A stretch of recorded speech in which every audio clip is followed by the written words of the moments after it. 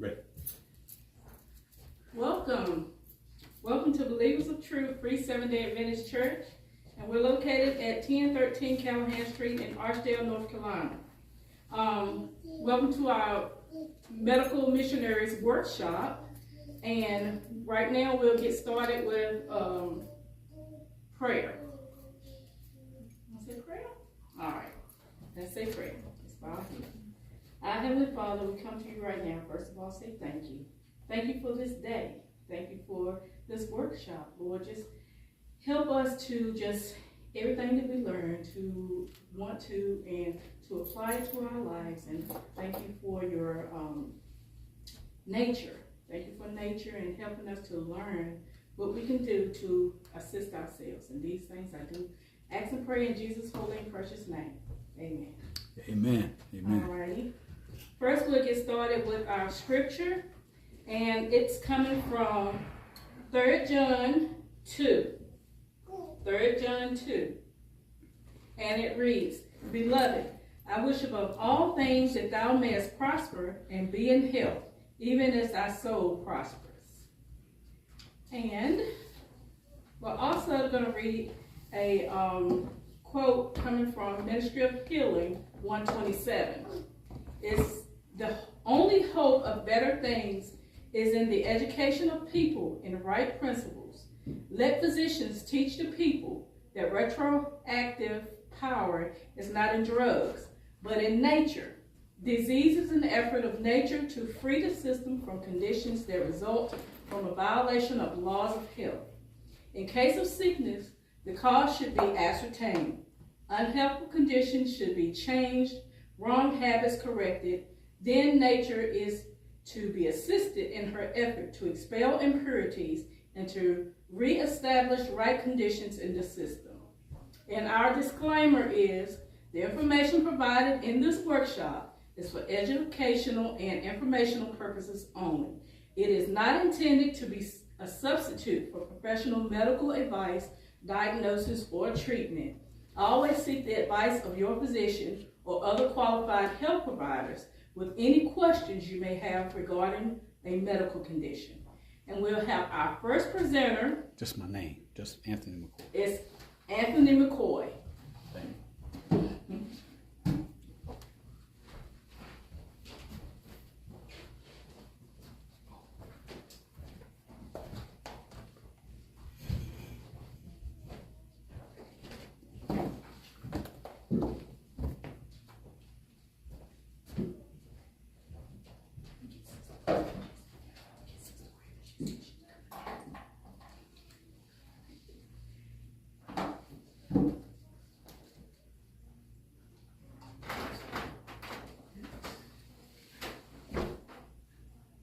Can you look at that, look at those two screens and see how this TV is?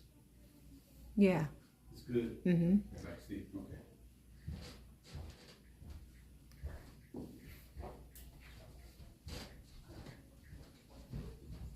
Good afternoon, everyone. For those that have been on our live stream or Facebook Live, familiar with myself, my face. But before I get into the health benefits of walking, I would like to show two short videos about the health benefits of walking. Two short videos. The first one here will be 6 minutes and 14 seconds. Then I have another one for about 2 minutes and 50 seconds.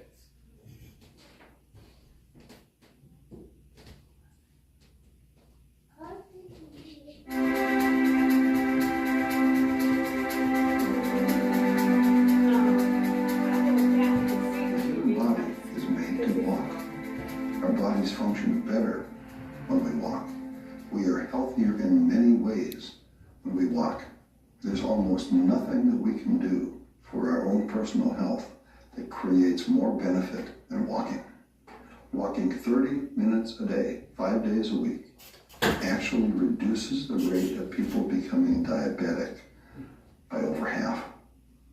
We have an epidemic of diabetes in this country. The number of diabetics has doubled, and people with diabetes now use over 40% of the healthcare dollars spent by Medicare. We could cut the number of new diabetics by more than half simply walked that half hour a day, 5 days a week. The benefits of walking are so good that they are hard to believe. We are far less likely to have strokes, heart disease, and hypertension when we walk. Women who walk have a 43% reduction in the risk of stroke. Walking reduces hypertension. The body has over 100,000 miles of blood vessels. Those blood vessels are more supple and healthier when we walk. Walking is clearly what our body is designed to do.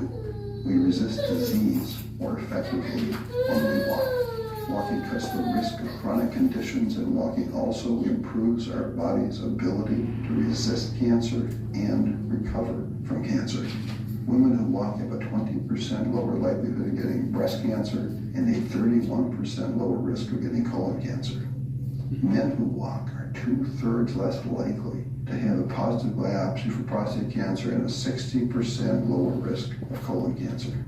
Men who do have prostate cancer who walk have a 46% lower mortality rate than men with prostate cancer who don't walk. Women with breast cancer who walk have a 50% reduction in the recurrence rate. Walking in adolescence cuts the risk of breast cancer in postmenopausal women by more than 60%. Our body needs to walk. We have better internal chemistry when we walk. We are significantly less likely to catch a cold when we walk. And people who walk that 30 minutes a day, 5 days a week, have a 46% shorter symptom time for their colds.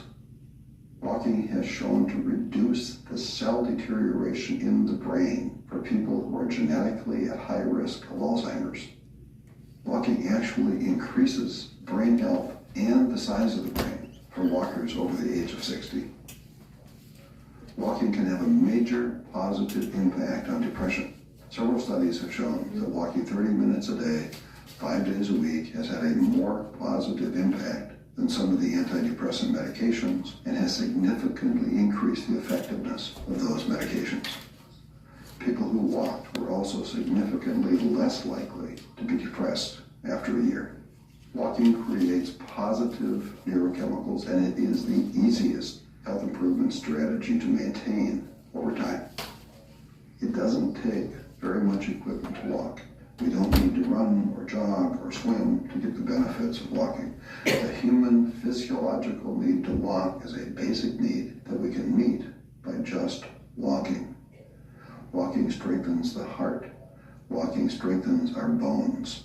Walking half an hour a day has health benefits that exceed the benefits of losing 20 pounds. In fact, an overweight person who walks can have lower health risk than a thin person who is inert. The health risks of being inert are just becoming known, and they are considerable. Lancet Magazine and the National Institute of Health have all endorsed walking as one of the very best things we can each do for ourselves. The Harvard School of Public Health and the Mayo Clinic have saluted the benefits of walking. The medical evidence for walking is huge, and it is growing. The very best news might be that we don't have to walk that 30 minutes every day in one straight period of time. We can break it up and still get full benefits. We can walk 15 minutes twice a day and get the same health benefits. 2 20-minute walks would be optimal for some people. So planning our day around finding those 2 15-minute walk times is a lot easier than having to find time to walk the full 30 minutes in one uninterrupted time slot. We all need to walk. We owe it to ourselves to walk. We can be healthier and stronger and happier as people when we can walk. There are no magical cures or silver bullets. There is no guarantee that doing any particular thing will work for any given person. But when you look at all of the data about Alzheimer's and stroke and diabetes and depression, and when you look at the reduction in all of those bad things, it's pretty hard for anyone who cares about their own health not to look very hard at how walking can become a major part of what we do. Our bodies really are made to walk, and our bodies need to walk. We are not the strongest creatures on this planet. We aren't the biggest or the fastest, and we aren't the best swimmers. We can't jump very high and we can't fly at all. But no other living creature walks as well as we do. Walking is our gift. Walking is our strength. Walking makes us strong. So hey, let's walk. Goodbye.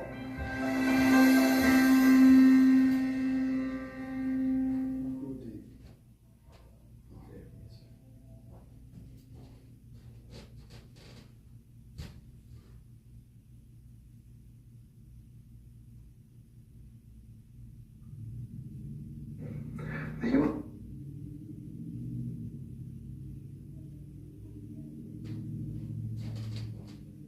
Okay, let me pause for right now. I have one more video that's going to be 2 minutes and about 50 seconds to show. I just want everyone to get the full understanding of how important it is to walk most days of the week.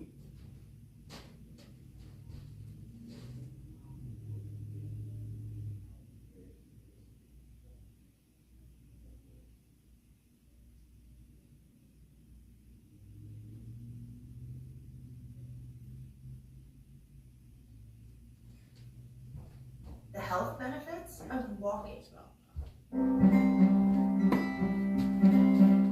Welcome to Reinvent Yourself, Healthy and Happy. I'm Tanya Phillips, your educator and coach. Walking is a simple form of exercise that helps you get moving, get fresh air, and even get your daily dose of vitamin D or sunlight. The only things you need are a good pair of shoes and a little bit of motivation. Walking doesn't require any special skills, equipment, and you don't have to pay for a membership anywhere to go for a walk. You can do it day or night, indoors or out. There are many health benefits to walking. The Journal of American Medical Association published a study showing that a person who walks an average of 8,000 steps a day lowers their mortality risk by 51%. And a person who walks an average of 12,000 steps a day lowers the risk of death by 65%, no matter what the intensity they walk in. So let's look at some more specific health benefits of walking. Number 1, it improves cardiovascular health and blood flow. 2, it helps lower blood pressure, systolic and diastolic, blood sugar and cholesterol, which all of those combined help reduce the risk of high cholesterol, diabetes, and hypertension. Number 3, it reduces the risk of a stroke. Number 4, it strengthens bones and muscles. Number 5, it helps with weight management. But more importantly, because we all know that it helps with weight management, but more importantly, it helps reduce the visceral fat, which is the fat around your midsection, and that's very dangerous for you health-wise. Number 6, it helps improve your sleep. Number 7, it improves brain function. 8, it improves balance and coordination, which is extremely important as we age. Number 9, it improves vision. Then lastly, and most importantly to me as a disabled combat veteran working with people who struggle with suicidal ideations, it reduces stress, depression, and anxiety. Thanks for watching. Please like and subscribe and bye.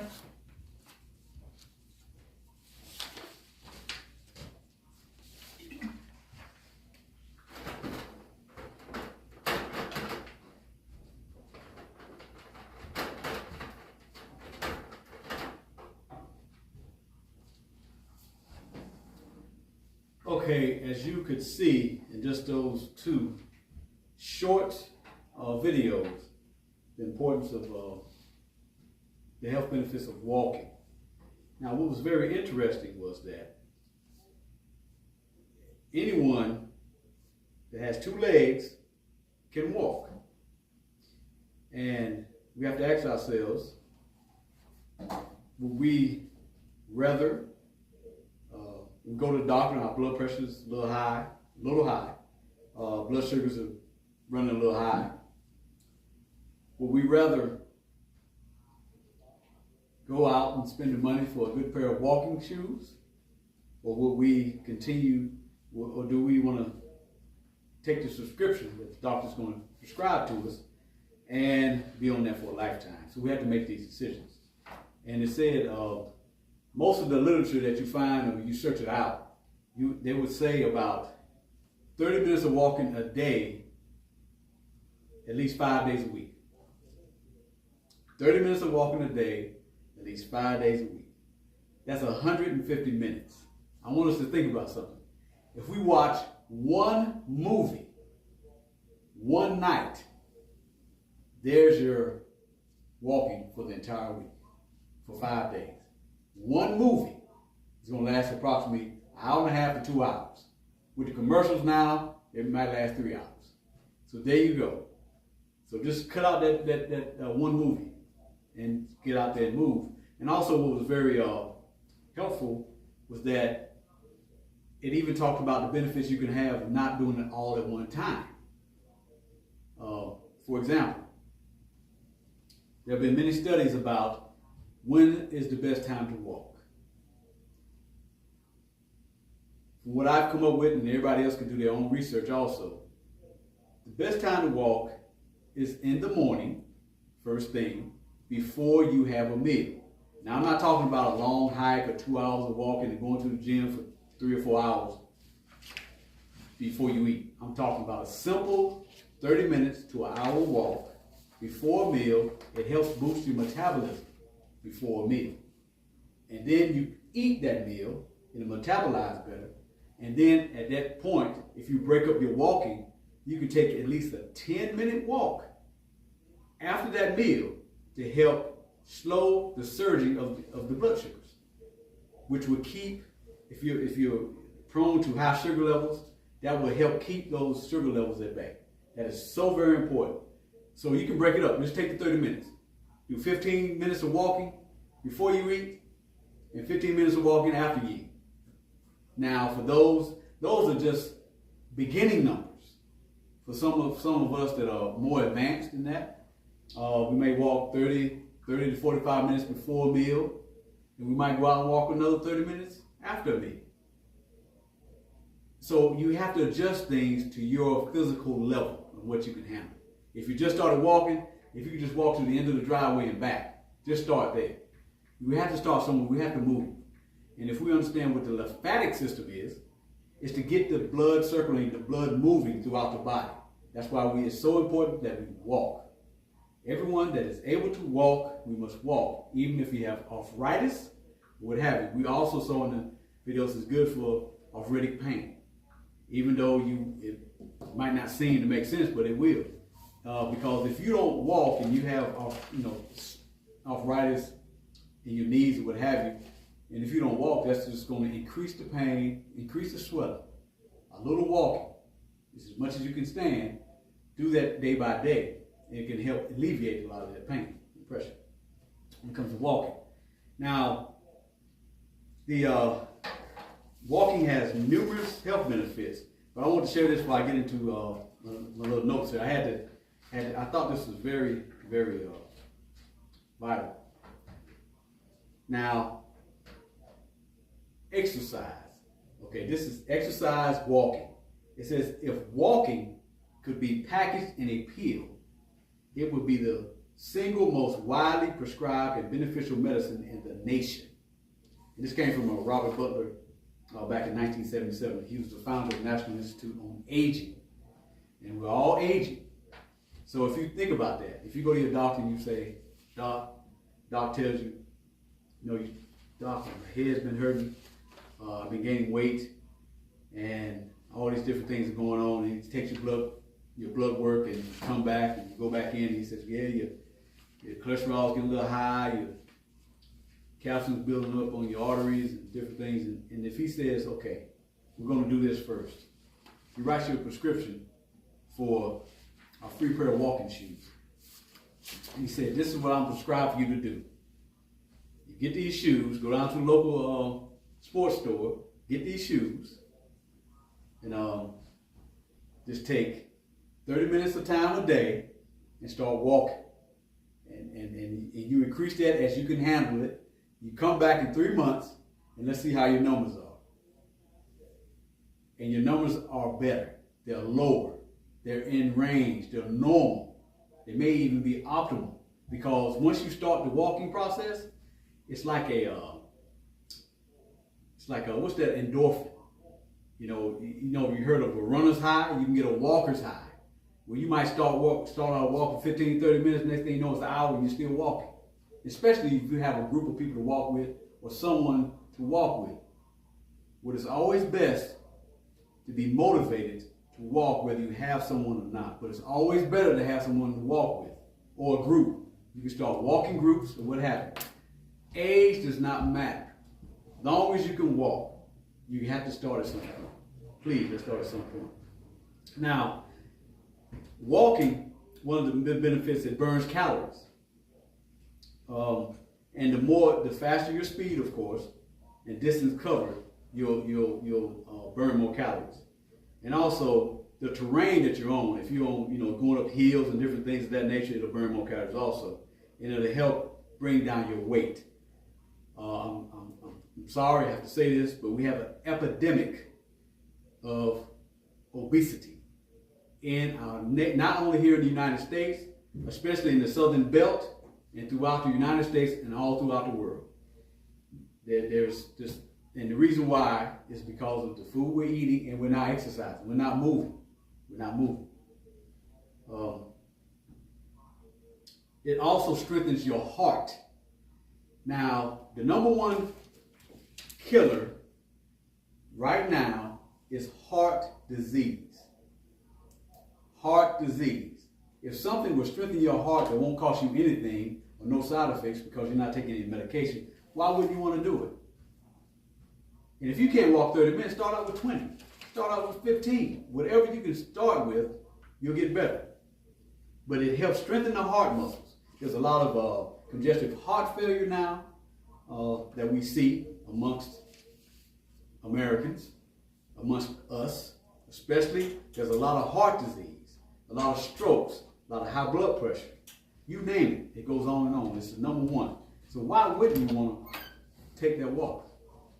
Take that walk. It doesn't cost you, just buy you a good pair of shoes. I can't go into what kind of shoes you should get because some people got high arches, somebody got low arches, some people got flat feet. So you have to go and just get fitted for what's best for you. And that can cost you anywhere from $50 to $250. It doesn't cost anything. And you don't have to have a gym membership to walk. There's parks everywhere. So walking is very... Can I say something? Yeah, go ahead. Say it loud so we can hear. Oh, okay. So I have a problem with closed shoes. No matter how much they cost, they might cost $250 or whatever, but in the summertime, if I wear closed shoes, I get fungus on my nails. So I found these sandals, they are so comfortable for me, and I think they will be for everybody because they have a little bit of arch. Yeah. And it's called Origins, I guess, or Earth something, I'm sorry. But yeah, Earth Origins. Okay. And they're very comfortable. And for walking, for everything. Okay. Okay. They didn't pay me to promote them either. Okay, I'll talk to you afterwards. Okay. Yeah, my wife is always looking for a good pair of shoes. Yeah. But it strengthens the heart. So if the number one issue we have right now is heart conditions, strokes, high blood pressure, you name it, the whole caveat. Why not go out and walk? Why not? It can also help lower your blood sugar. No, it will lower your blood sugar.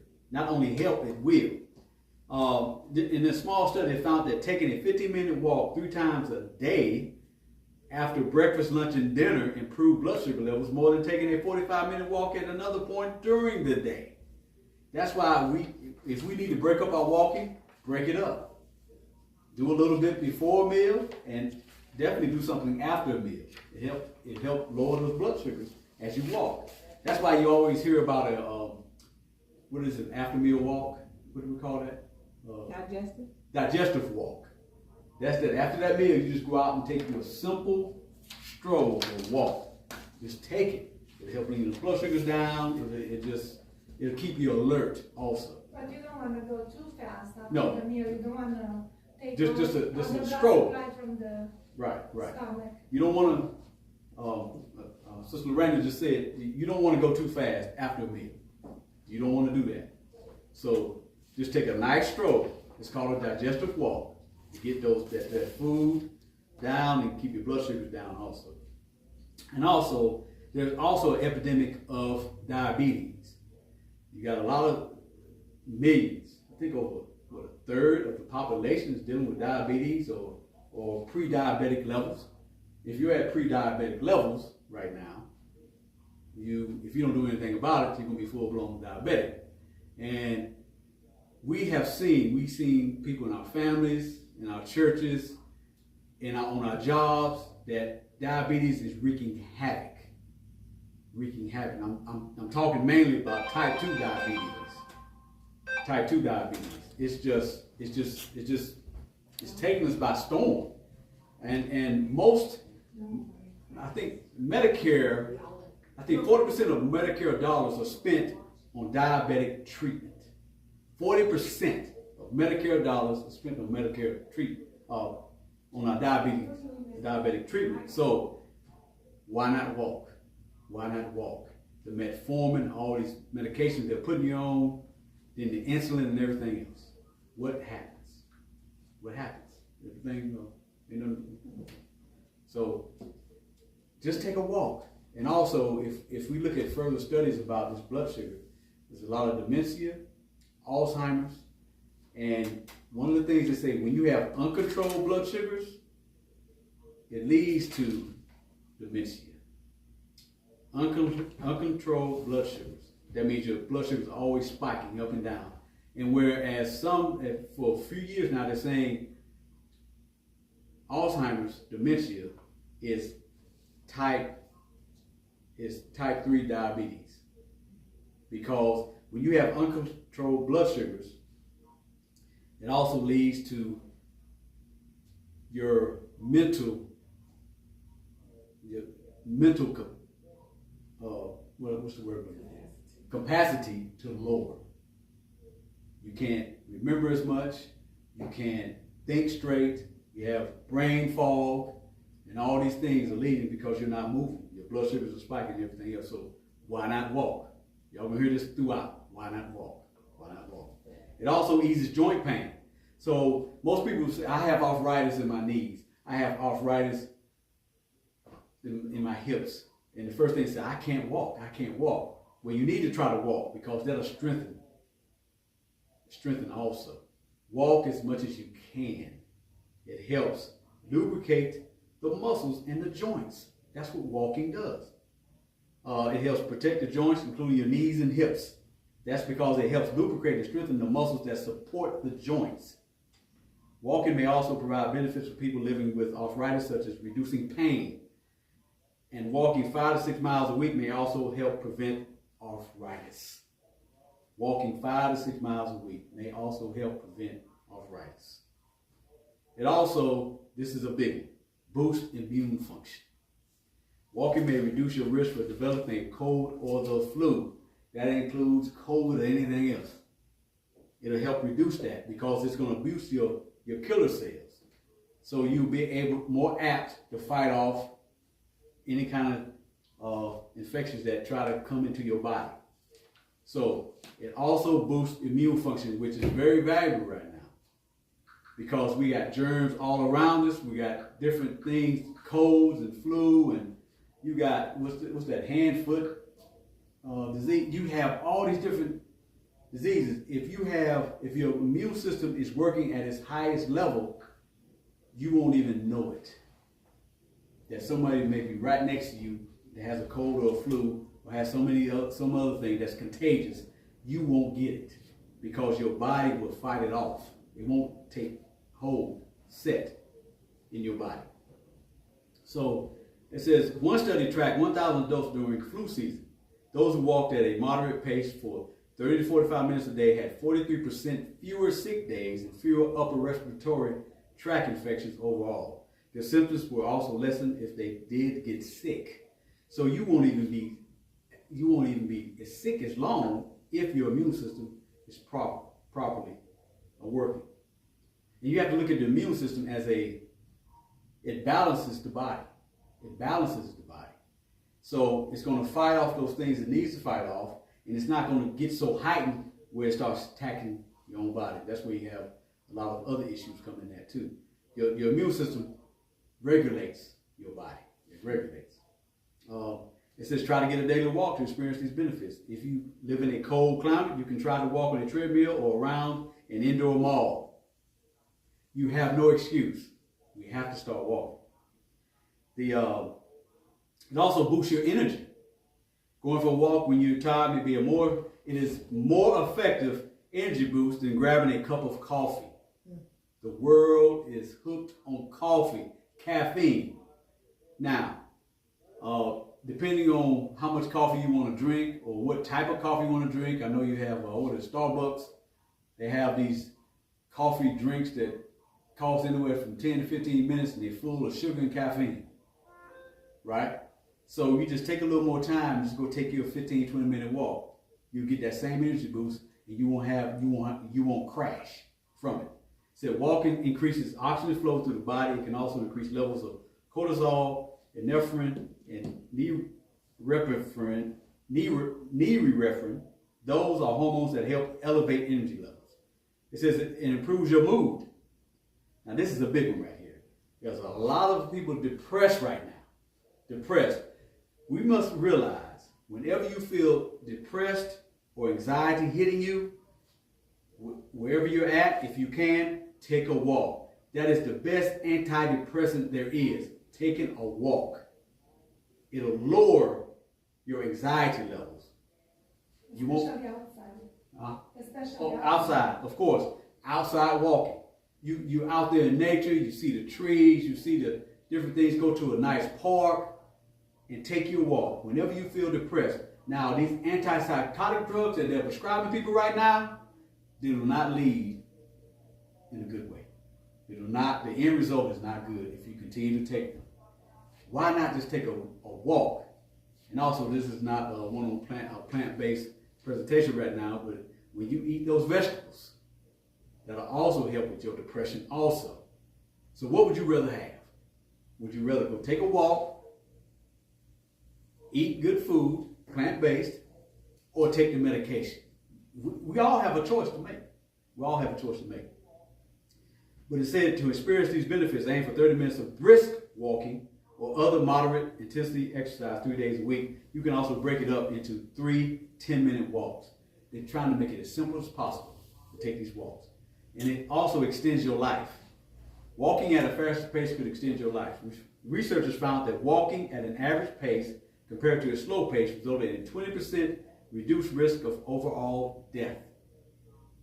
But walking at a brisk or fast pace, at least 4 miles per hour, reduced the risk by 24%. The study looked at the association of walking at a faster pace with factors like overall causes of death, cardiovascular disease, and death from cancer. Cancer.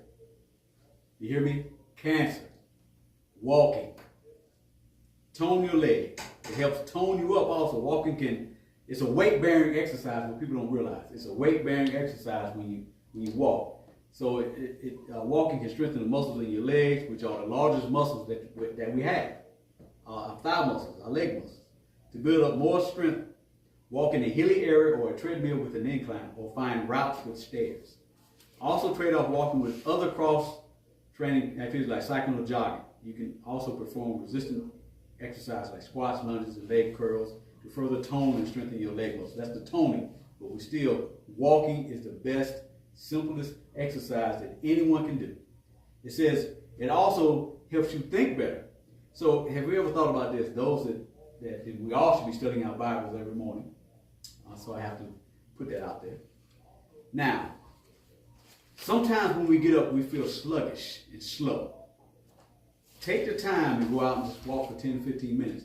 That's going to increase your blood flow circulation. And then when you come back to your studies, you'll be able to retain better. You'll be able to understand better because your blood has been flowing and it's moving to your brain. So sometimes we have to do that. If you feel like, if you wake up and you just feel sluggish, go take you a quick walk. Come back. Then you open up the study. Go ahead. So if you're in the workforce and on your lunch break you take a walk, that's going to help your brain That's to right. maintain and Take to it do outside your walk. job and Right. to function to go through the rest of your work day That's right. also. That's right. So we need to take every advantage And I want to also, when we go to the store, everybody's looking for the closest parking spot. Everybody's closest parking spot. I will say this to you. When we go to the grocery stores, I don't care the department stores, or we go to Wally World, Walmart, or wherever we go, park in the back of the parking lot. That'll help with your movements and your steps too. Because in one of the documentaries, one of the presentations, it talked about steps. A lot of the world has come up with the 10,000 step rule. 10,000 steps a day. It had the percentages up here. I think it was 8,000 steps. It'll help you increasingly, even 12,000 steps, they help even more. So we can help with those steps. Instead of taking the elevator, take the stairs. Don't park at the closest parking spot. Park way back and walk. We have to walk. There's so many things we can do when it comes to walking. When we go to our job, park at the back of the parking lot. Go ahead and walk up to the door. Go in. And some other things. If you walk in the evening or early morning hours, wear a reflective vest or light, so cars can see you. Wear sturdy shoes with good heel and arch support. Wear loose, comfortable clothing. Drink plenty of water before and after your walk to stay hydrated. So, and how do we get started? In the beginning, go out and get you a nice pair of walking shoes that fits your foot. Go out and get you a nice pair of walking shoes that fits your foot. And whenever, if you know, a lot of people living in so close proximity to one another, especially on their jobs, especially in the larger cities, you know, just walk. Walk to your job. Walk to, you know, wherever you need to go. You can just walk. Walking is the best, probably the cheapest exercise that'll be the most beneficial to all of us. We got legs, we have to walk. All the major diseases that we're dealing with today is because we don't move. We don't move. You know, what's the lifespan of a couch potato? And like I said, if you watch one movie one night, that's 2 hours. It is talking about 30 minutes of walking 5 days a week. Now, for those that are more advanced, you know, an hour walk, 2 hour walk. Some of those that go hiking, those are more advanced. You have to work yourself up to those levels. You have to work yourself up to those levels. And of course, I want to go back to the depression. Depression is very prevalent amongst everyone today. And if we just simply go out and take a walk, it'll help our depression. Good food, good plant-based food, and walking will help with your anxiety, depression. There's a lot of schizophrenia going on now. ADHD, ADD, all the ADs, all those things are coming from not moving, not exercising, and not eating the proper foods. So let's please,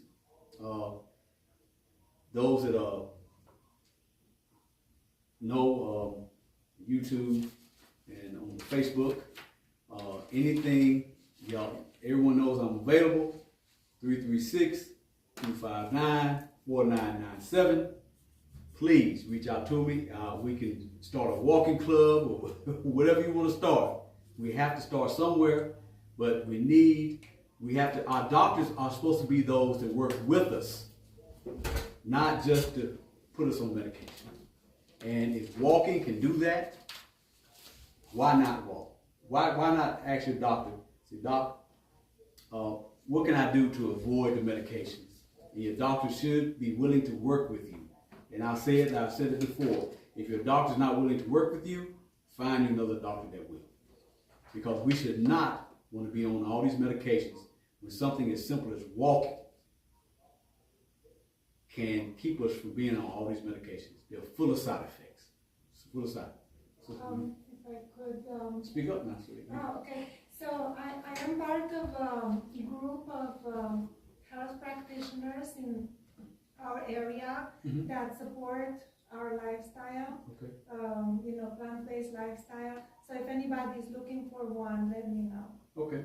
All right. Amen. Amen. I know other people asked me before and I didn't have somebody, but now I do. Right. Okay. Yeah, it's good when you can find a doctor that is willing to work with Mhm. you and that is willing to listen to you and is willing to be interested in your lifestyle and how you take care of your body and to be able to work with you in keeping you in that guideline of how you take care of your body and keep yourself healthy. So it's a blessing when you can find a doctor that works with you. Amen. Amen. And walking also, before I forget, helps improve your sleep. Also, it helps improve sleep. And we all have a problem with sleep. We need to go to sleep, take your walks. Take your walks, take your walks, take your walks. There's other things we incorporate also. But I'm not here today for the other things. We're here talking about walking. Walking. Like I said, anyone at any time can reach out to me. Got my email, amccoy1012 at yahoo.com, or my phone number, what have you. You have the church address. We're just trying to do whatever we can to help others, because these medications are not helping us, they're hurting us. They're not helping us, they're hurting us. So, with that being said, we'll go into our next presentation, which will be coming from Debbie McCoy, and it'll be on the power of onion.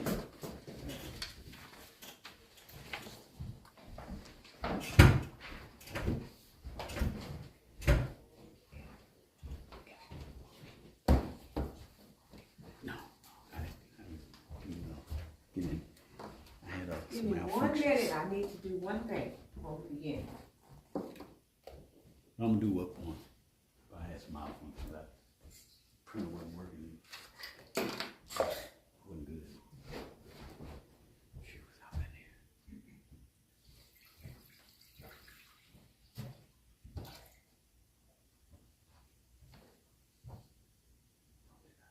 Is it on? I don't see any lights coming on. Now I can do it. So in the meantime, can I say hi? And you are Kathy, right? This is Kathy, and hi, Miss Linda, and Brother Ben, Tiffany, and Gina. Nice to meet you. Nice to meet you. Don't talk to me about the air conditioning. What? The air conditioning. Said you could plug it in.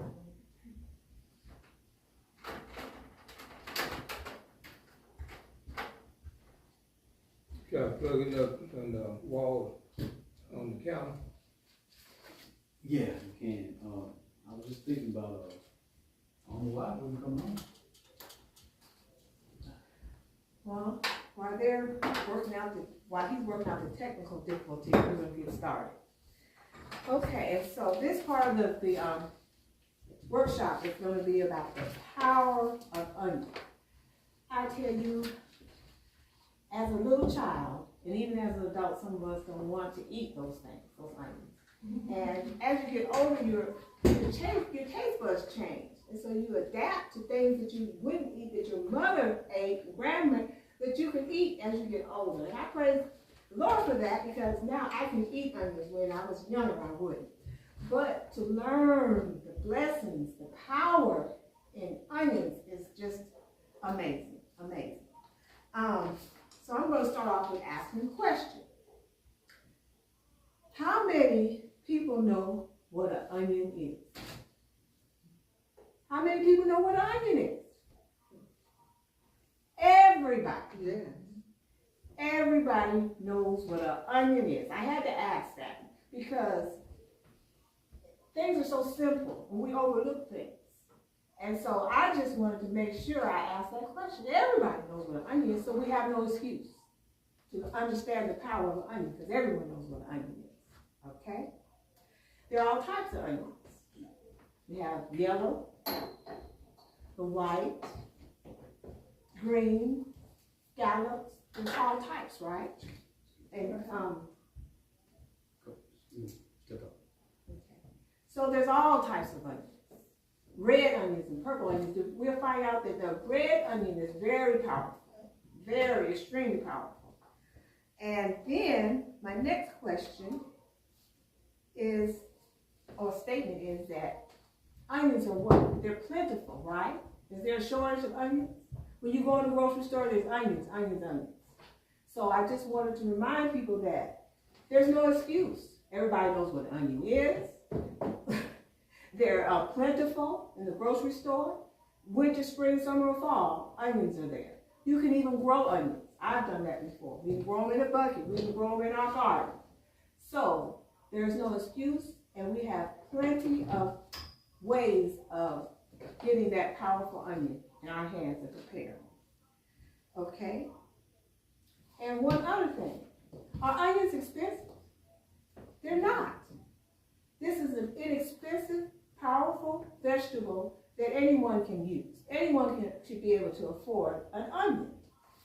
So I just wanted to go over those basics to put in our mind that we have no excuse, and once we learn all the wonderful things that onions can do for the body, we have no excuse. They're available, and they're inexpensive. And everybody knows what an onion is, okay? Now we're going to go with the sheet that's prepared, the handout, and I tell you, there's a list here that's been duplicated. We'll find that walking and, as my husband said earlier, eating the right foods, they're good for the body and do the same things. Onions are good for blood clots, asthma, joint pain, high blood pressure, diabetes, a sleep aid, breast cancer, colon cancers. It lowers stress, acne. It's good for hair growth. It's good for skin infections, skin wrinkles. It helps to heal wounds. It ripens an abscess. If you have abscess on the body or anything like that, it helps to ripen the abscess. It's a natural probiotic. It's good for health, brain health. It boosts the immune system. It's an how do you say that word? Expectorant. And it strengthens the heart. These are some of the things that were repeated, that are being repeated, that's good for our health, the same as walking. So these two simple remedies, these two simple things that we can apply to our life are good for these diseases that we are so familiar with. Onions and walking. They work hand in hand. Okay? The internal usage. Using an onion raw has a greater effect whenever possible as the stomach can tolerate it. Some people have stomachs that can't tolerate a lot of the raw onion. And a raw onion can be grated, chopped, or sliced in a salad, or topped on your favorite veggie, or even food. You can take an onion, and some people can just chop it up on whatever they're eating for the health benefit. And then internally, you can also boil or grill an onion. Now, when you boil an onion, that takes some of the acid down and it calms the taste. Because onions, we all know, has a strong taste, and what else? A strong what? Smell. And that's what deters people, is the strong taste and the smell. But you can't outdo the benefits of the onion. So we can tolerate those two things, and there's things you can do to calm that taste down, and there's things you can also do if you use it externally. You can take essential oils, certain oils, and mix it with it to help calm the smell also. And then fresh onion juice is another way to consume onion. You just blend it in a blender, mix it with water, and add some honey or some lemon. Or you can even add it to tomato juice or carrot juice. So that's another way to take it internally. And then it says here that onions are a natural antibiotic with no side effects. They're a natural antibiotic to fight bacteria and so on. Onions. Onions are a cousin, I call it, to garlic. Garlic does the same thing. And onions are a natural anti-inflammatory. We know that a lot of our diseases come from inflammation in the body. So onions help with that also. And that's very important because a lot of diseases are linked to inflammation. So we know that onions will help with inflammation in the body. It's a decongestant and help me with that word. Expectorant. Expectorant, which means we're going to soon be coming up on the cold and flu season. And so onion can help to break up that mucus. People have even took onion and put it on the skin. You have to be careful to help break up that mucus, you know. So it can be used for that. And it's a diuretic. Onion is a diuretic, which will help the urine to flow and help to rid toxins from the body through urine. So it's also a diuretic. Okay, now we're going to talk about what onions, what they have, their components, their nutrients. Onions have plenty of enzymes. Now we know enzymes help with digestion. So if your stomach can tolerate it, if you don't have irritable bowel syndrome, that's something that you have to be careful of when dealing with onions. But it can help the food to digest. It helps with if you have pinworms or parasites. It helps with that also in the stomach. It helps with the intestinal health. It's for your intestinal health also. Onions have potassium, magnesium, calcium. You know, as I read the word calcium, I think about what we're told is we need milk. But there are a lot of the vegetables and onions will give us the calcium that we need with a healthier diet. You have to be careful with milk because milk can cause you to get mucus in the body. So onions is something that can give us the calcium to help to get the calcium that we need. Vitamin A, vitamin B complex, and sulfur iron. Onions have, as I studied, that onions have a lot of sulfur in it, which is good for your hair, your skin. I didn't know that you can use onion as a beauty, something for your skin, and to stimulate hair growth. That onion that everybody knows about, that onion that's plentiful, that onion that's inexpensive, can help with those things also. Hair growth, the skin, so it's helping internally and externally. Okay? And when we talked about the walking earlier and mental health, onions has something I can't think of what it is. That's one thing I wanted to say also. We should all do our research ourselves. You know, don't just take my word. Go out and study for yourself about the benefits of onions and all the different things. There's so many more. I couldn't cover everything, but there's so much more. And one thing we say here at the workshop, learn for yourself. Do the research. Learn for yourself. But it does help with hair growth. So today... You said onion helps with hair growth? Yes, it stimulates hair growth. Yes. So you apply it on your hair? Well, when I did the research, there are different ways you can do it. You can make a water. There's a tea, a type of water you can put on the scalp. And you could take it and make that cook it prepare it a certain way and add essential oils to it, castor oil, olive oil, and use that and wash it out. Of course, there's a process that you can do using onions to help stimulate hair growth. So yes, it does help with the hair and the skin. Externally, I want to talk a little bit about that. So has anyone ever heard of taking an onion and putting it in a sock? These are remedies that our grandmothers, great-grandmothers way back, they used, when they didn't have all these chemical things to use, they would use these things in the outside. So putting an onion in your sock, and I said, now, I've heard of it, I believe it. How does that work? Well, they say that on your bottom of your feet, you have nerve endings. Is that correct? Where you have nerve endings?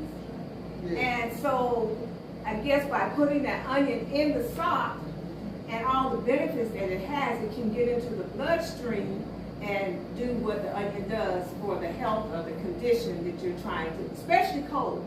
With my husband, when he got sick with the COVID, and I did too, but he did after I did.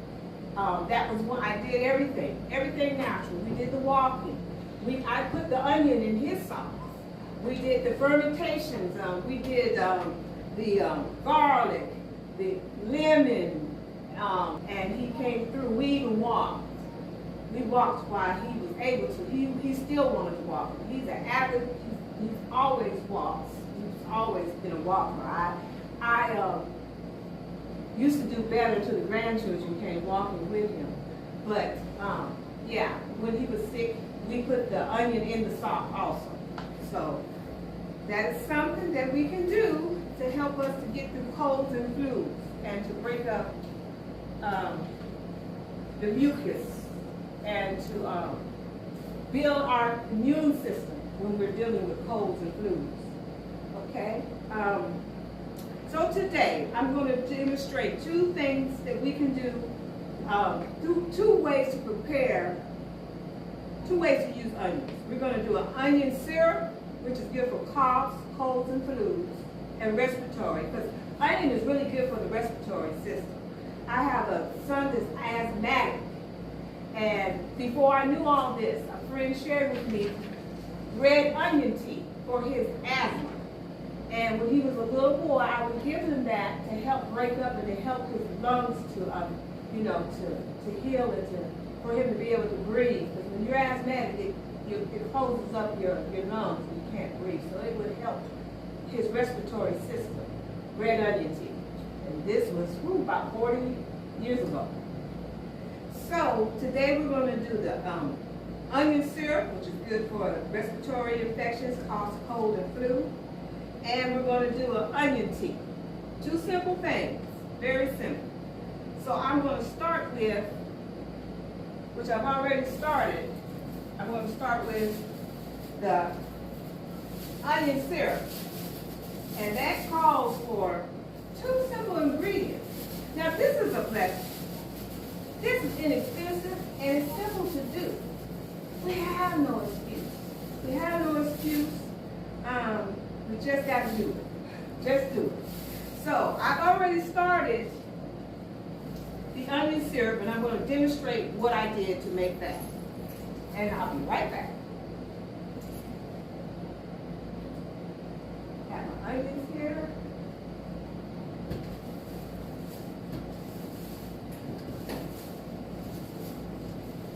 Got two different types of onions. Got the white and the red.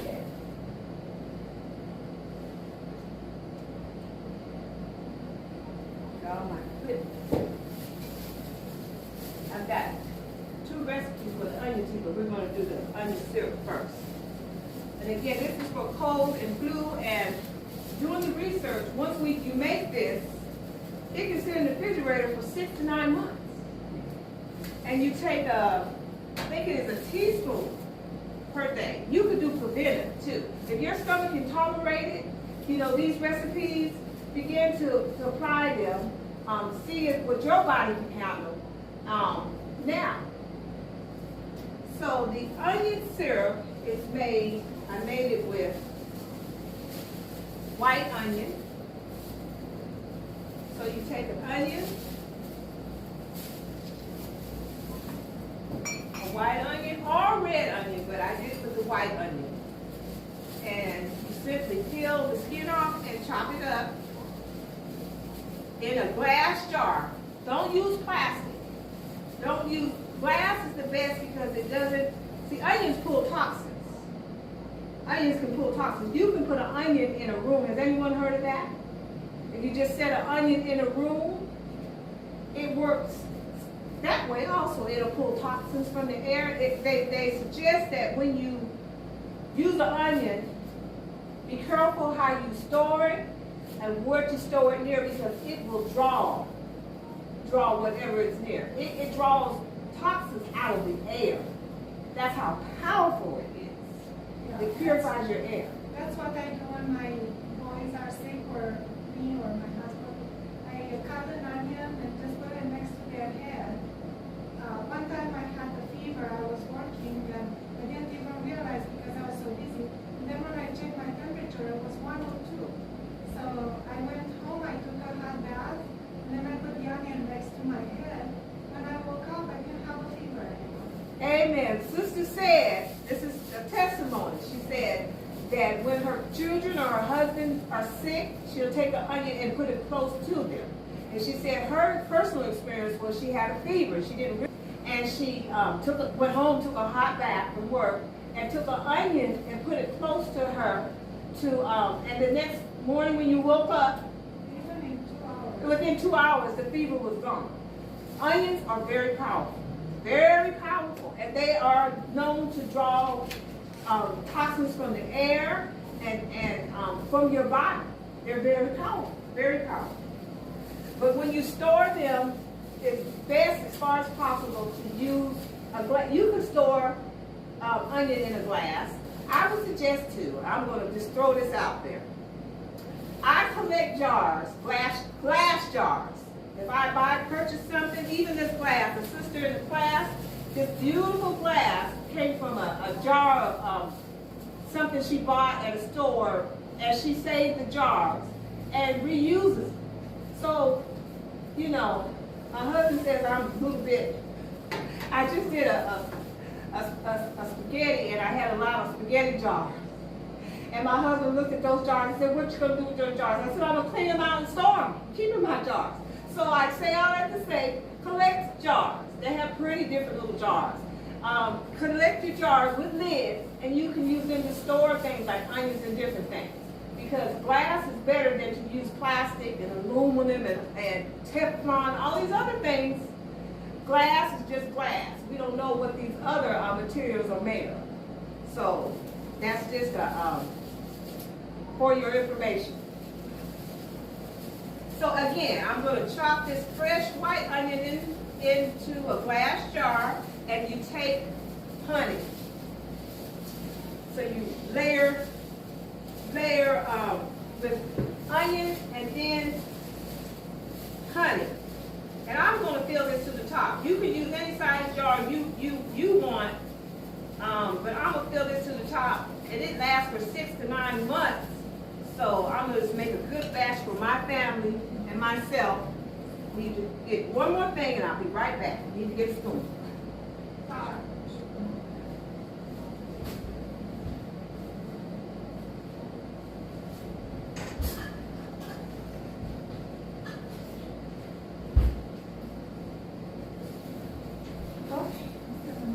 Okay, thank you, sister. Thank you, sister. So I've layered onions, and I'm going to use honey. Honey is an antibacterial also. It fights bacteria. And you just don't want to overdo it. But it helps to break down the onion, and it also helps with the taste, and it helps it helps with bacteria. It's an antibacterial. I'm saying that right. So let me just hurry up and cut this up so we can move on. And then after we do this, we'll make the onion tea. And of course, what you do is after you've done your onion and then you've done your honey, and you let it sit for at least 24 hours. Let it sit for at least 24 hours, and it's going to get liquidy, very liquidy. And depending on what you want, you can make it thicker by mushing the onions up. That'll make it a paste like. You can do that too. But let it soften and let it sit for at least 24 hours. And after it's set for at least 24 hours, strain it. Strain it. Strain the onions out. Strain the onions out. And it's going to be liquidy. And store it in a glass container with a top, and it will stay in your refrigerator for 6 to 9 months. Some people have even said that you can leave it in there a year, but I would, to be on the safe side, I would do like 6 to 9 months. So, and that's it. And then here you have your onion syrup, which is like having a cough syrup that's made from just onion and honey. And I would recommend you get local honey. Get your local honey when you do this.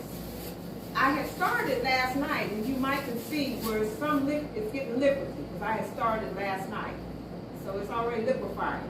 But once it's set overnight for 24 hours at least, drain the onion out back into a glass jar and store it in the refrigerator for 6 to 9 months.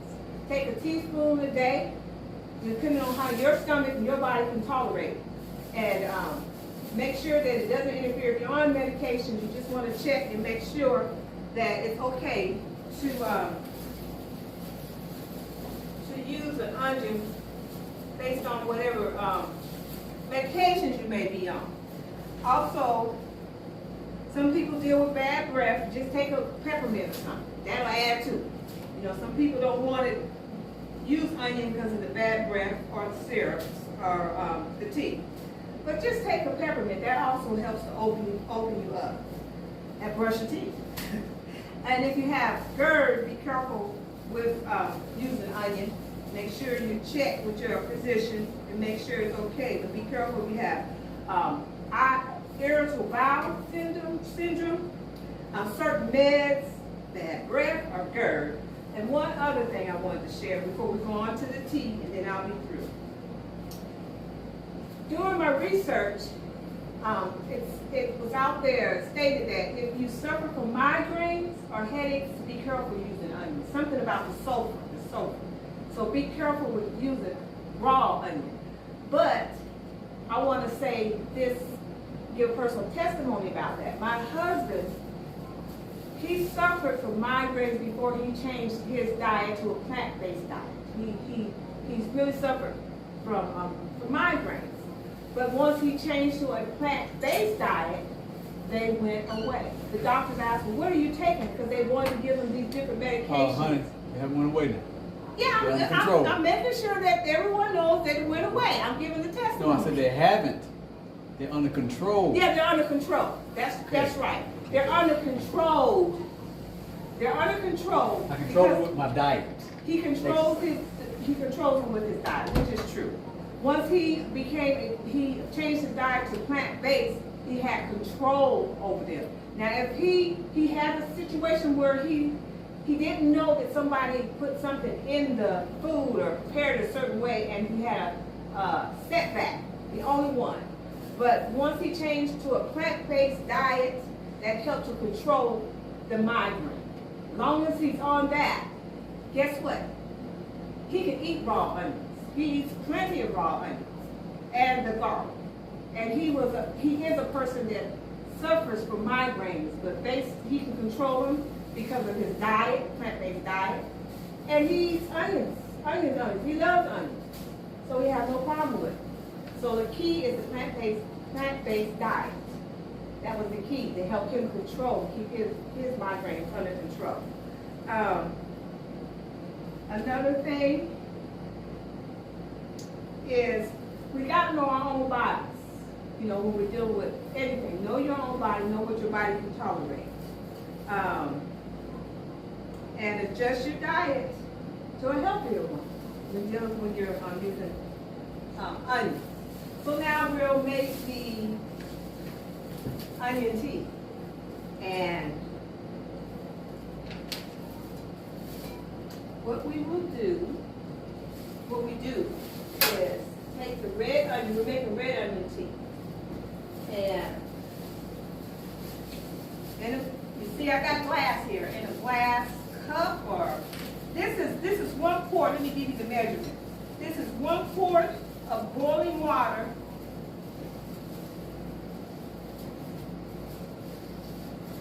And chopped up onion. This is a simple recipe.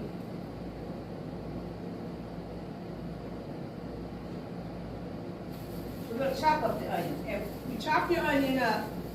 I've never made this before, but after studying and learning the benefits of it, and I am a tea drinker, I'm going to implement this into my lifestyle. And you don't have to, if you're not a tea drinker, you can make onion water.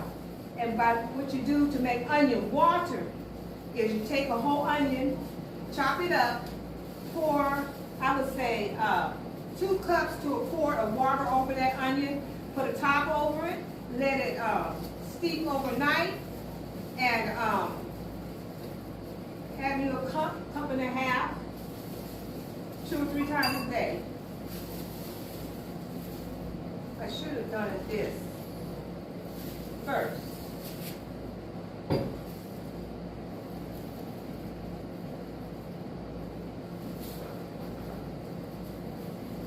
So what you do is you take your red onion and let it boil, probably about 10 minutes, let it boil, and then let it sit, and the water is going to turn red when you use the red onion.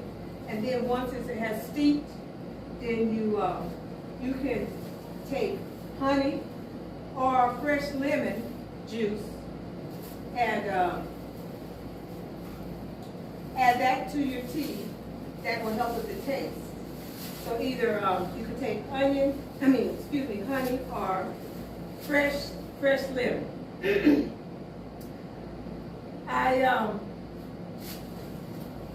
forgot to let this boil, and I want to do that before we do any testing. So is there any questions? Any questions? Does everyone understand how you would make your onion syrup? You just cut it up, you put your honey over and let it sit overnight. And then when you're doing your onion tea, it's just water and an onion. You let it boil, let it steep for about 10-15 minutes. Drain the onion out. We know we're going to drain the onion out. And put your lemon and honey in that for taste. You could put, about a teaspoon of honey in there for taste. And sip on that 2 or 3 times a day. And that's going to help you with all those things we listed.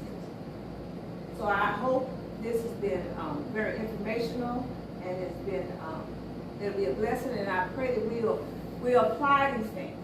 You know, if you don't apply them, then don't expect anything, you know. I hope that we will try it and apply it. Very simple, very inexpensive, very plentiful, the onions are. So there's no question. Yes, ma'am. I have a question. You may or may not know the answer to this, but whenever we saute onions, are we cooking everything as far as the good benefits from onions out, or is it still beneficial? Okay. From my research, and the question was, if we're sauteing onions, does it take some of the benefits out of the onion? One thing I'll say is, when you saute your onions, use water. It'll have the same effect as an oil. Use water, and that is, to me, is equal to grilling an onion. If you just, not high heat, don't fry it, but just let it saute. and that'll calm down that taste and take some of the acid out, and you're using water. So from what my research, it says that that's just as powerful. It may take a little bit of it out, but not very much, because that is one way of preparing, of consuming onions, is to boil or to grill it. So that would be to be under, like, kind of grilling, you know, but just use water. When I saute my onions and bell peppers, I use just water. So that, I think, if you use oil, that probably will break it down a little bit more. You definitely don't want to fry it, just saute it. So yes ma'am, you can still have benefits from that. But is there any other questions? So remember, How much boiling water you say for the red onion? say it again. How much water did you say for the red onion? Got red onion tea? Uh-huh. I made the red onion tea. I use a quart of water. Quarter water. Quart of water, and you put your onion, chop it up, and put it in that quart of water, and let it, it's already turning. It doesn't take a lot. It's already turning. Let it cook for about 5-10 minutes, let it simmer. So I think it would be good to let your water boil. Then turn it down, cut that onion up, and let it simmer in there for about 10 to 15 minutes. That would be the best way to do it. And it looks like we're going to have some liberty here. I hope we have those who will volunteer to try it. I can't wait. We're going to put a little honey and lemon in it. And we know there's benefits from honey and benefits from lemon. And yes, we're going to have some onion tea. We're going to get that immune system, start boosting it up now. So is there any more questions? Don't forget. And what did you say with the onion? There's the onion, and you just got the white onion and water. You have, I want to make sure I got it right down. 2 cups or a quart of water with 1.5 cup of onion. You use, you can make it with 2 cups or a quart of water, and use 1 whole red onion, medium size, not large, not small, but medium size onion. Use 1 whole, like this size, medium size onion. Can you do that with the white one too, the white tea? You can do it with the white onion? You can do it with the white onion too. Okay. You can do it with the white onion. You can do it with red onion. Red onion is more powerful. It's something about fruits and vegetables. The more color, the more powerful they are. Mm-hmm. But you can also use a white onion to make your onion tea too. And I used white onions to make the onion syrup. But you can also use red onion too. Red onion is just more powerful. But the more power, the better when you use your onion. And it's just so beautiful. I'm seeing here the color, that color from the red onion. Yes. I'm really, really thankful. Yes, ma'am.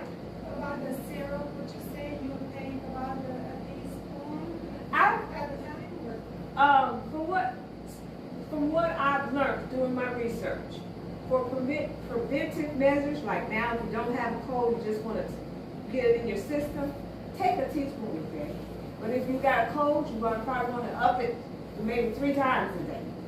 You know, but take a teaspoon a day. It's just like I made elderberry syrup, and that's a preventive remedy also to prevent colds and flus and to boost the immune system so that it can fight off these diseases and colds and flus. The elderberry syrup, that's another one that may be on YouTube. I'm not sure if we put that one on YouTube, but you can take these things and start applying these things, not just when you get sick, but see how you can incorporate it into your lifestyle, your daily, your health.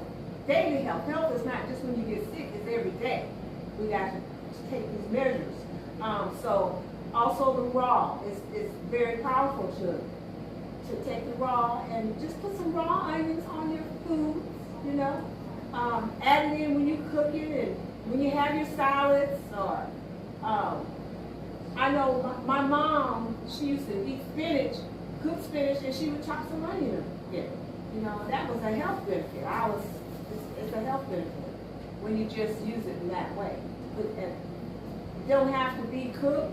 Oh, I'm cooking this, I'm gonna add onions in there. That's the way I'm gonna get my onions. Just try to get in the practice of using it on other foods, other veggies. Yes, ma'am. Okay, I apologize, you may not know the answer to this. We can help each other. A lot of times I avoid eating onions out in public because I don't want to be close to someone and have bad breath, that type of thing. However, I do enjoy eating onions and I love the benefits of onions. Is there anything to counteract the smell or odor? Well, but as I did my research,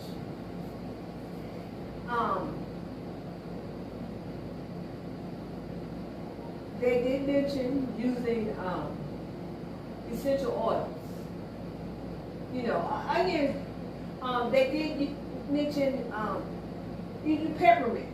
You know, just like garlic, peppermint. I mean, I know fennel. Fennel is something that fennel. Yeah, that's fennel. Yes, that's a herb that it's strong, but it kills the bad breath. Fennel. Also parsley And parsley. Fennel and parsley. and dill also. Dill. Dill. Yeah. So the question was, I love onions, but I don't want to be around people when I eat them. So what can help with that? So fennel, is that I pronounced that correctly? Fennel is an herb. You can chew on that. Peppermint, dill, and parsley. All those are healthy alternative, healthy things that you can use to help. Charcoal. And charcoal. So Charcoal tablets are kind of hard to find these days. yeah, and someone just shared that charcoal tablets can be hard to find these days. And we're finding out that a lot of things that we used to use are hard to find. So if you find them, load up on them. That's what I do. We use charcoal a lot at our house for different things, and I have a lot of it, you know, stored up. It's good to have charcoal in the house, but that helps with bad breath too. And again, essential oil, I think of to help with the smell externally. Essential oil, that's what I would suggest instead of other perfumes, essential oil. But yeah, those are things that help. Everybody has that question about what to do with the onion breath. But you know, when it's your health, we can use those things. But when it's our health, and of course you don't want to distract someone by smelling like an onion, you know. So we can use charcoal, we can use fennel, we can use dill, we can use parsley, we can have a peppermint. Another thing that I noticed is that if you put some lemon on the salad when the onion is raw, it doesn't seem like it's quite as strong. Or tomato, something acid. Yes, and that's what I found in my research. For the onion to not be as strong, you can use tomato juice. It said carrot juice, and what was the other thing you said? Lemon. And lemon. Yes, ma'am. So our tea is ready, and I think I'm going to go ahead and strain it, but we're going to have to let it cool before we serve it. So it is ready. We got the nice red color, and you can see where the onion is softening, and I'm going to drain it. Oh, there's the color. And probably the longer you let it stay, the more you can get a darker color. But there's the color that we're looking for.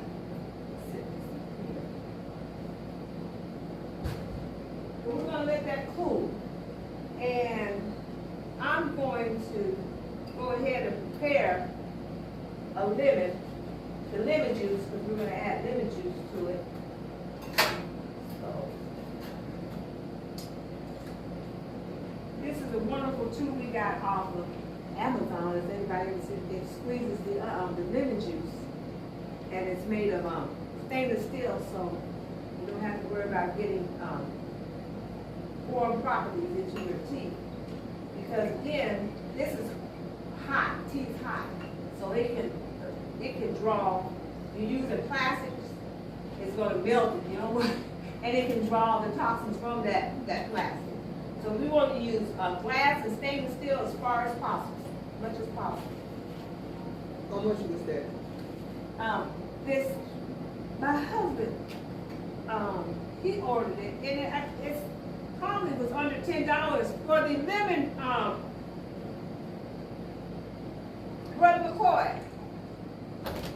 Do you remember how much this lemon? The bag of lemons? No, this one. The juicer, the lemon Oh, juicer. I It's have to look at.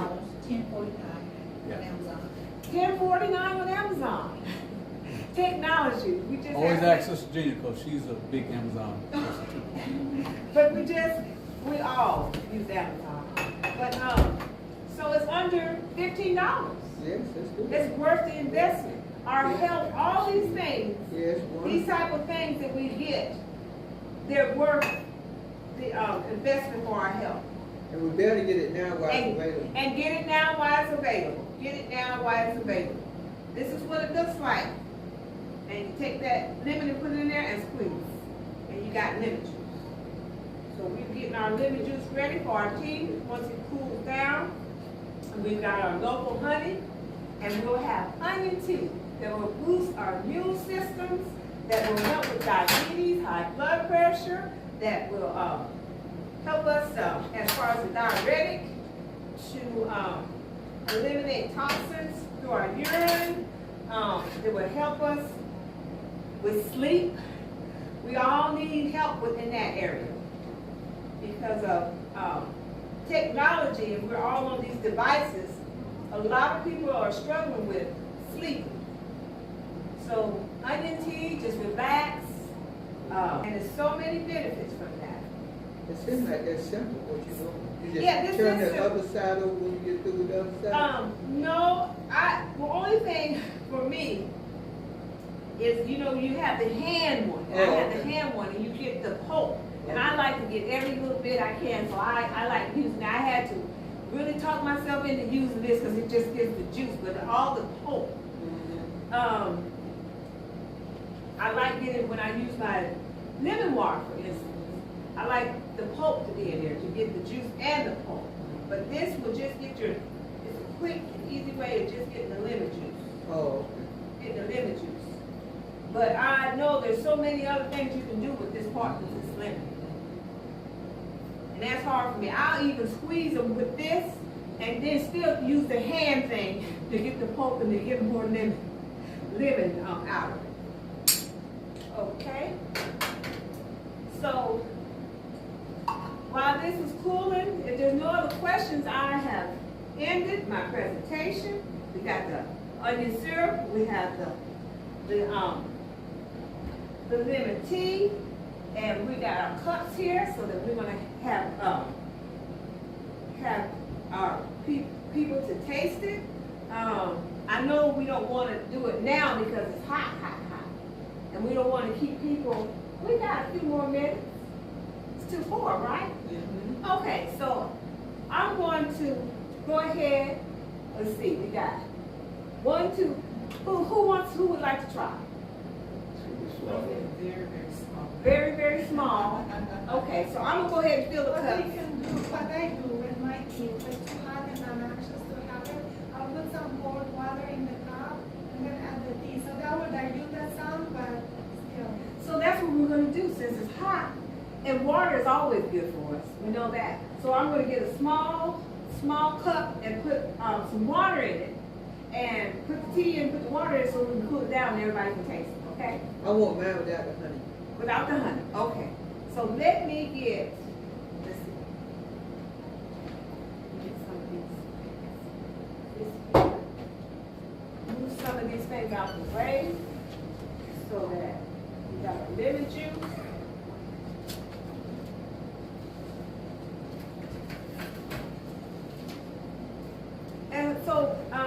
our next class, when will we have our next, workshop? Gotta look on the calendar, if I have a calendar, the third Sunday in August. Next, Yeah, next yeah, month, we yeah. do our workshop we do the workshop. 19th. Okay, we do the workshop every, third Sunday of the month, which will be the 19th of August, Good. Okay, give them from 2 to 4, same time. from Make sure 2 to 4, Let people know. from 2 to 4.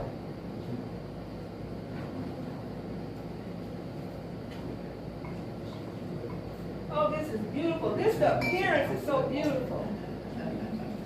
It's the 20th, I'm sorry. It's the 20th. Yeah. The third Sunday in August next month is the 20th. And that's when we'll have our next workshop from 2 to 4. It's every third Sunday. Take that two samples without honey. Two without I honey. want mine hot. Okay. Okay, so we got 2 without honey. Did you want any lemon? Yes. Okay, let me get a spoonful of lemon. I'll be right back.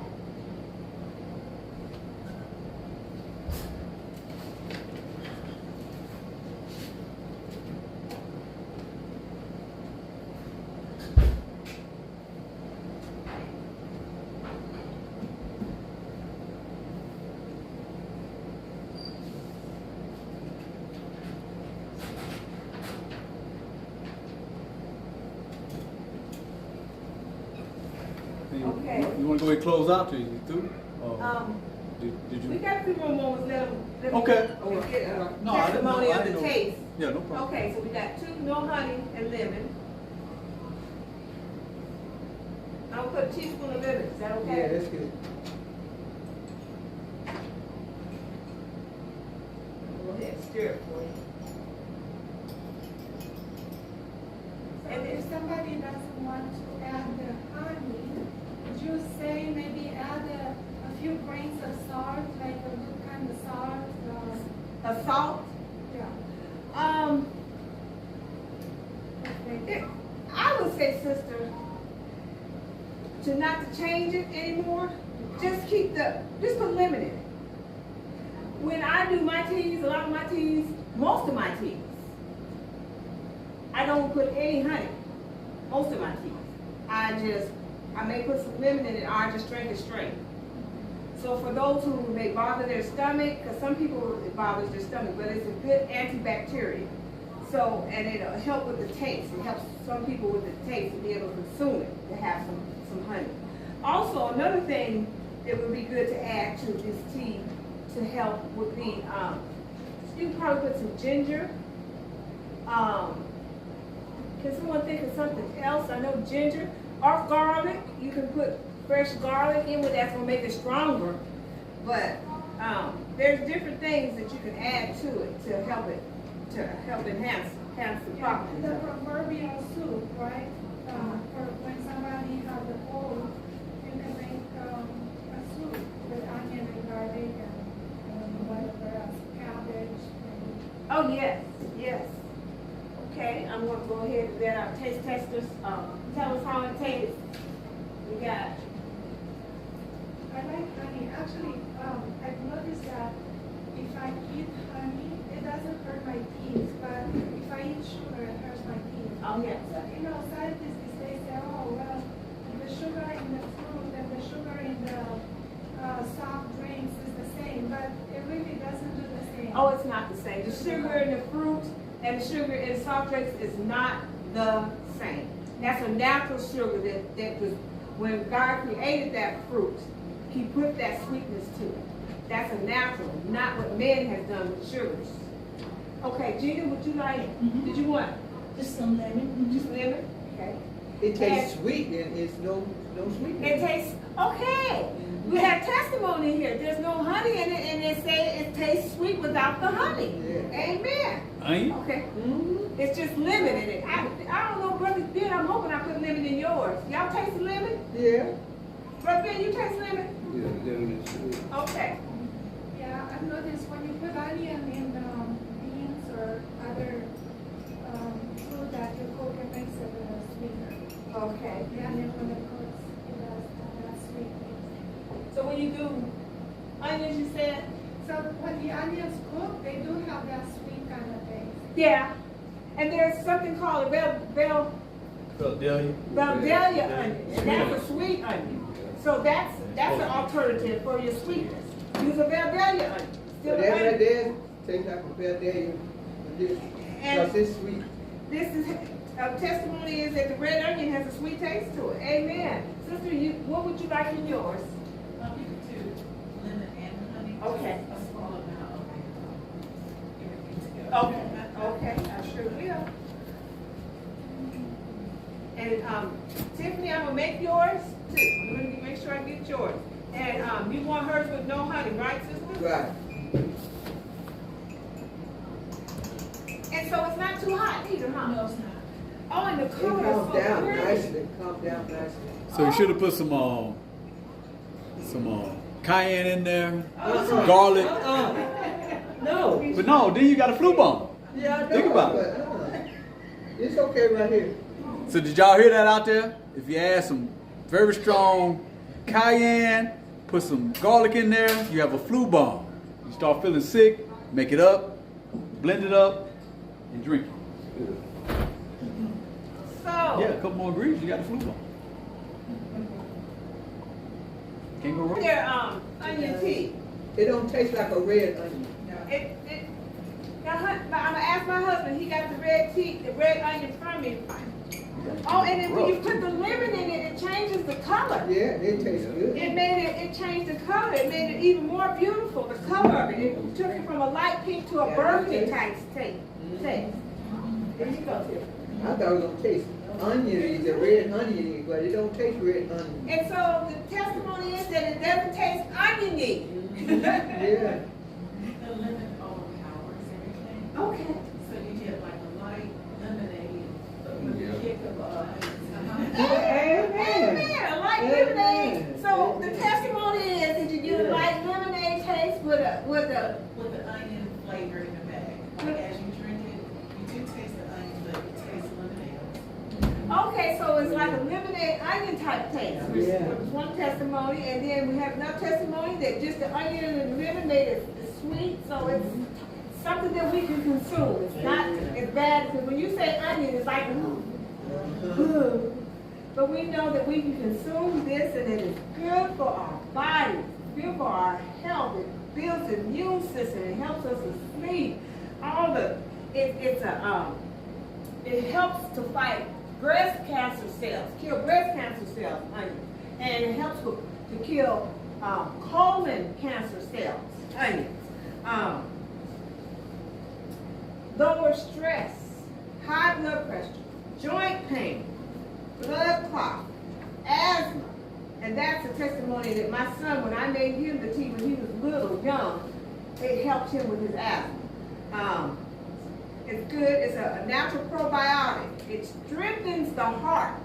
It helps with high blood pressure and brain health. And it's a expectorant and decongestant. So I pray, my prayer is that we will apply these remedies, these simple, inexpensive remedies, and learn for our bodies, and learn to step away from those things that are chemical and use the things that are more natural that God has given us, because that's where they came from. Because He knows of these bodies. He knows these bodies and what we need. And there is coming a time, and there is a time when we're going to have to know how to take care of ourselves and not rely on other people, and have means, that are inexpensive. Means where we could just don't have to get something written up, and this is not about just when you're sick. It's preventive. We gotta know how to take care of our bodies to prevent us from getting sick. So the onion tea and the onion syrup is also can be used regularly as your body can tolerate it for preventive measurements also. And thank you so very much. And again, our next workshop will be August the 20th, the third Sunday in every month. We will have something else to share with you about how we can inexpensively and simply take care of our bodies. Thank you. Amen.